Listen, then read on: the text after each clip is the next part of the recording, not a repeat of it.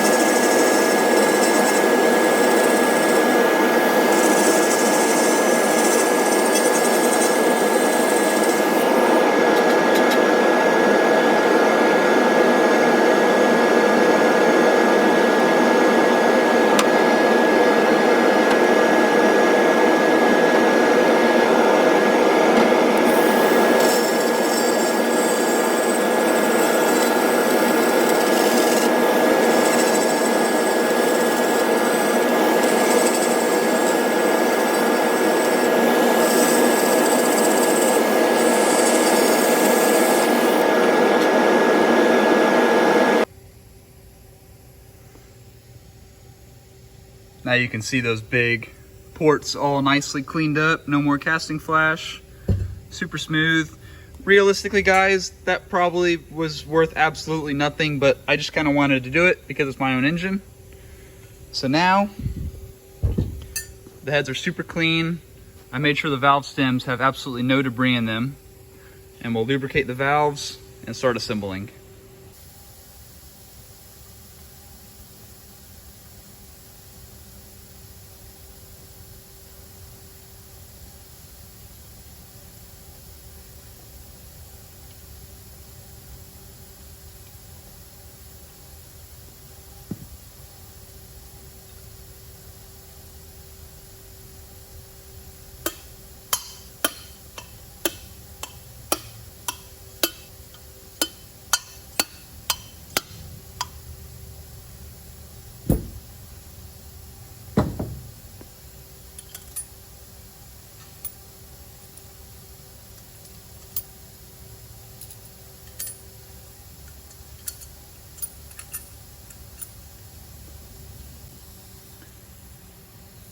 Here's a look at that pack 1207X dual spring I run with the super lightweight titanium retainer.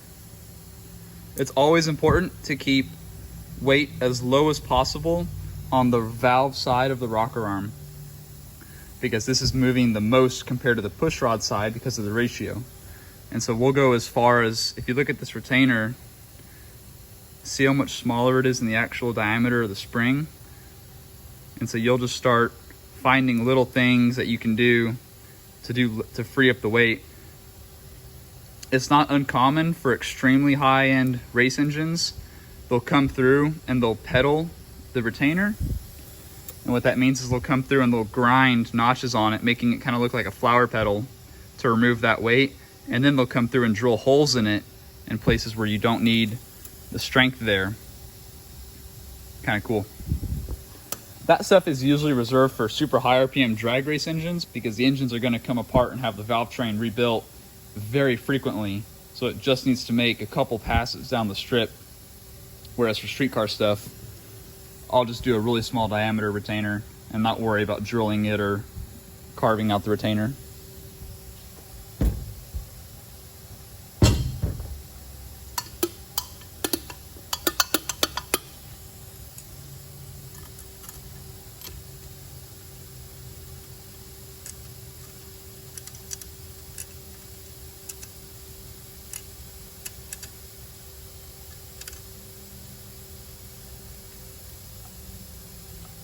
Would help if I had this hooked up.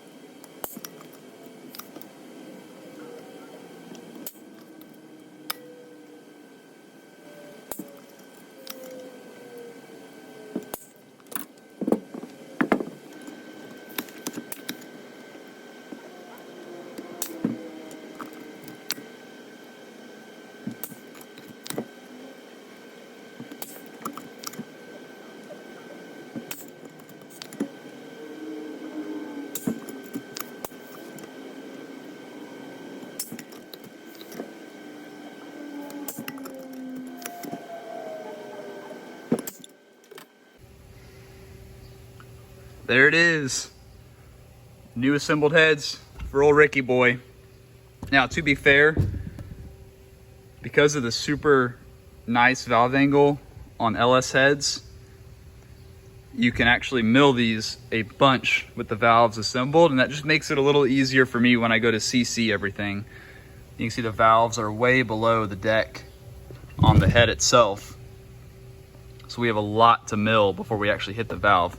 On other heads, small block Chevy, small block Ford, they need to be completely disassembled because you'll be milling and you would have hit the valve. So it just makes it a little easier for me. We'll get these put on the machine and start cutting.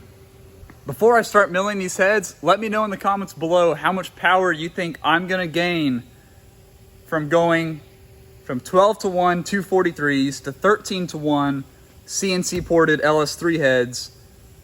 Remember, on the last combo, I made 537. So let me know in the comments below how much power you think this combo is gonna make next time.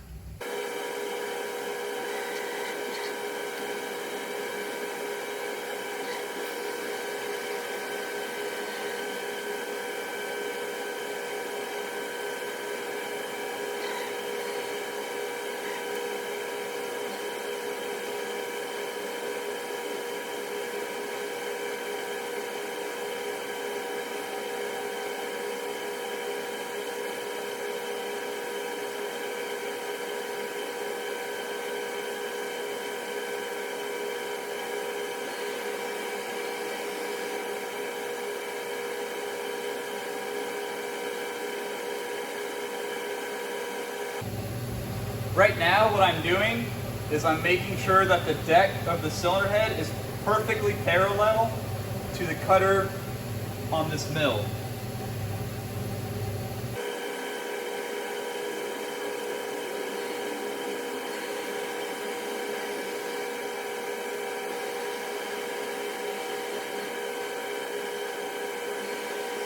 And on this table and this fixture, I'm able to get within 1,000 across the head, which is way precise for head machining.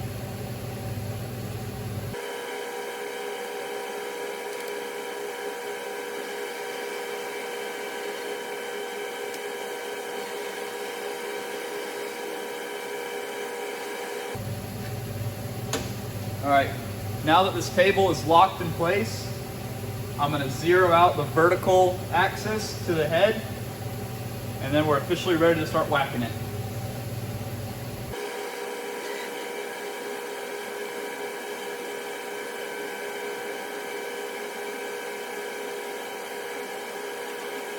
All right, let me get y'all off the tripod. So I was slowly bringing it down 1,000th at a time until I felt and heard it drag on the head.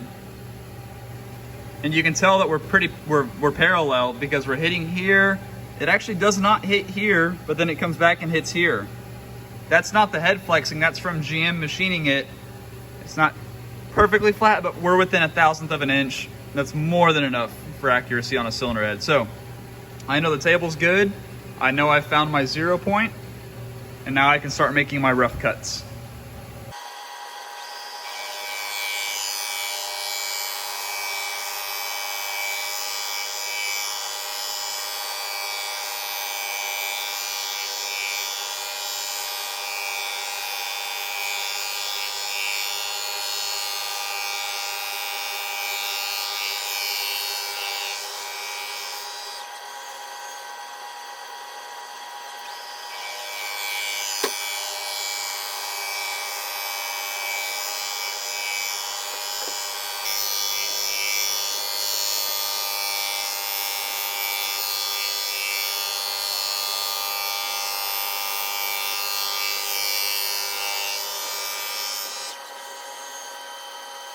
This is my last roughing pass, and then we'll do a 3 thou final.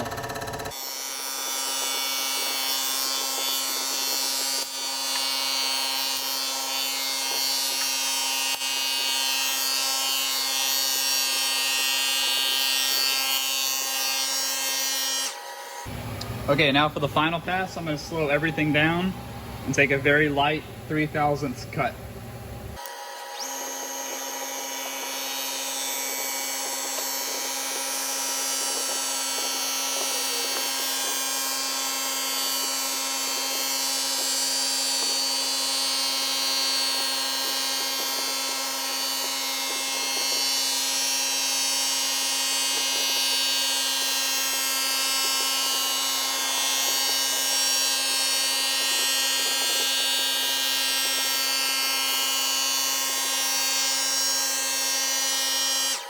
Alrighty.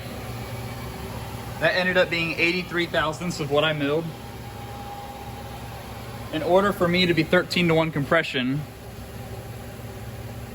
I need to have a combustion chamber of 54.5 cc's. So, before I take the head off the mill, I'm just gonna jog my little fixture here down a little bit.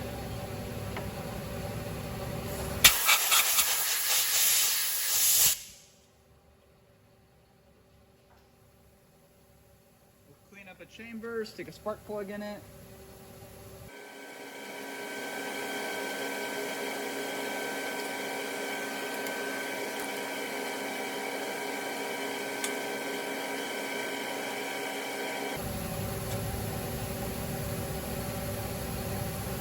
Let's see what it comes out to.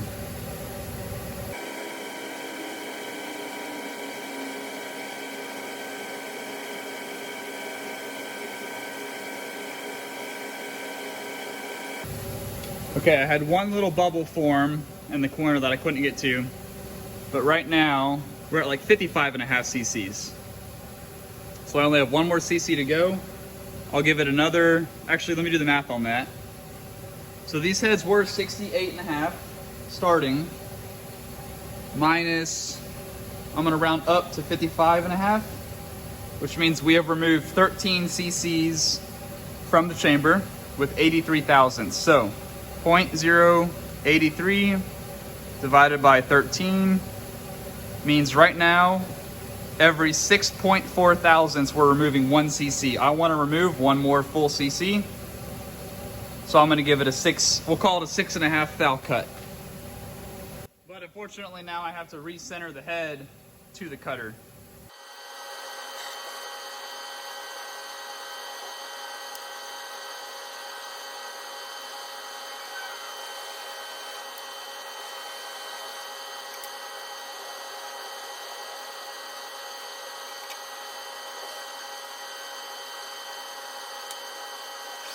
So now we know when I start the second head, I need to cut 89 thousandths off of it to match this one.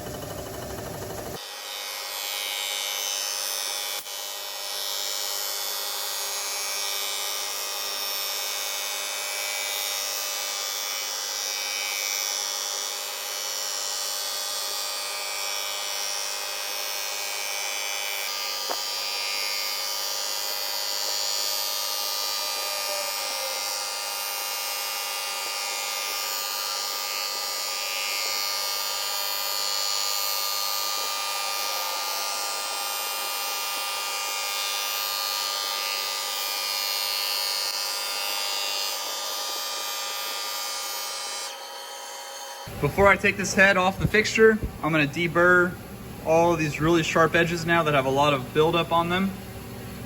Especially right here in the chamber. I'm going to deburr the full chamber.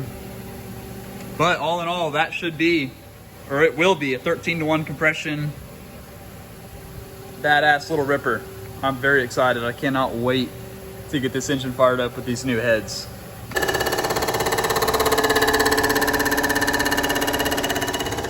All right guys, I'm cutting the second head now. I already showed you everything on the first head, so I don't want to bore you and show you the exact same thing twice, but here's that first head all finished out. Nice and clean looking, ready to go. And you can see we get pretty close to that intake valve right there. So I'm very excited to see how these go. It's gonna be badass. There they are, all milled and pretty. Completely assembled with all the good parts, ready to go. Next step, bolt these onto the motor.